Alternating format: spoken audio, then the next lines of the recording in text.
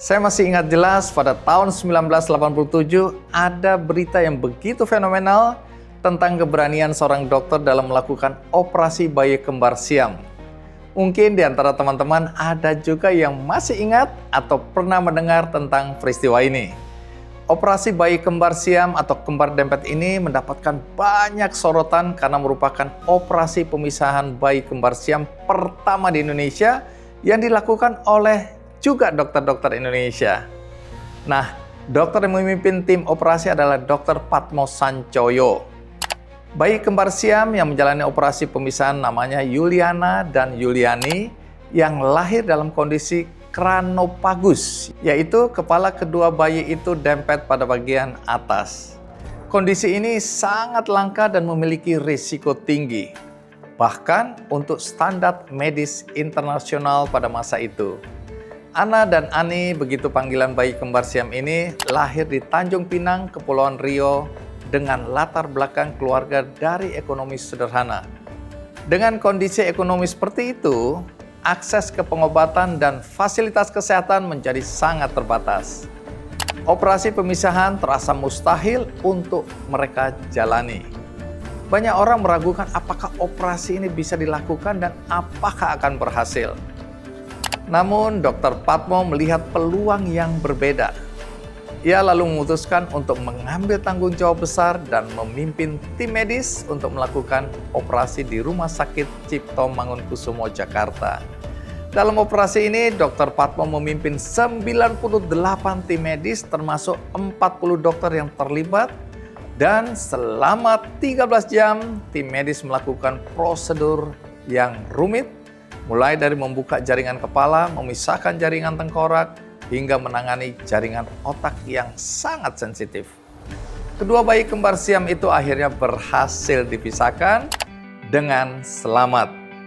Keberhasilan operasi ini tidak hanya menyelamatkan nyawa Yuliana dan Yuliani, tetapi juga mendapat perhatian dari dunia medis internasional. Bahkan, dokter dari Jerman dan Belanda datang ke Jakarta untuk mempelajari strategi yang digunakan dalam operasi ini. Dr. Patmo pun banyak mendapatkan apresiasi termasuk penghargaan dari Menteri Pendidikan saat itu dan diangkat menjadi guru besar tetap di Fakultas Kedokteran Universitas Indonesia. Tetapi apa yang membuat kisah ini tidak terlupakan bukan hanya pada keberhasilan operasi yang ia lakukan, tetapi juga bagaimana Dr. Patmo memutuskan untuk mengambil tanggung jawab melebihi kewajibannya sebagai seorang dokter. Operasi ini membentuk ikatan emosional antara Dr. Patmo dan kedua bayi kembar siam yang berhasil ia pisahkan. Dr. Patmo kemudian memutuskan untuk membawa keluarga Yuliana Yuliani ke Jakarta, mencarikan tempat tinggal, memenuhi kebutuhan nutrisi kedua bayi tersebut, dan memantau tumbuh kembang mereka. Keputusan ini didasarkan pada keyakinan bahwa seorang anak di bawah usia 5 tahun sedang berada di fase penting pertumbuhan otak, dan Dr. Patmo ingin agar bayi yang ia selamatkan bisa tumbuh secara optimal. Tidak sampai di situ, setelah keluarga Ana dan Ani kembali ke kampung halaman mereka, Dr. Patmo tetap memberikan dukungan untuk pendidikan hingga mereka lulus dari perguruan tinggi.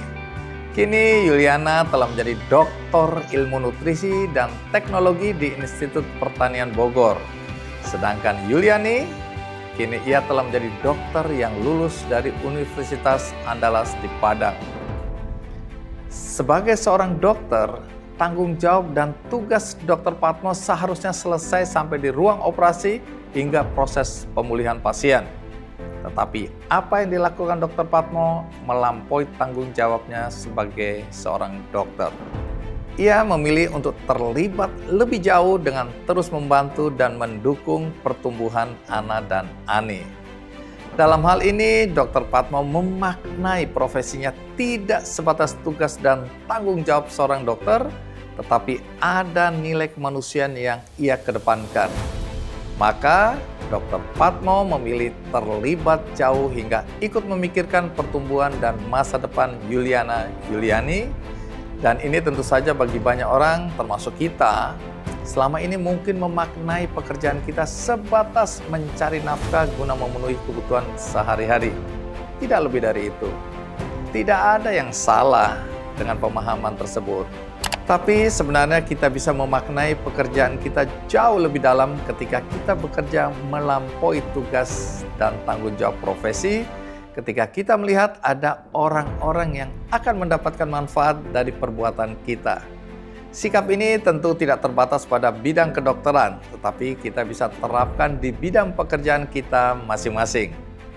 Gunakan sisi kemanusiaan kita untuk menimbang apakah yang kita lakukan bisa memberikan dampak yang lebih luas bagi orang-orang di sekitar. Ketika kita melibatkan hati dalam pekerjaan kita, tidak hanya menjadi profesional yang kompeten, tetapi kita juga bisa menjadi pribadi yang memberikan kontribusi pada kemanusiaan.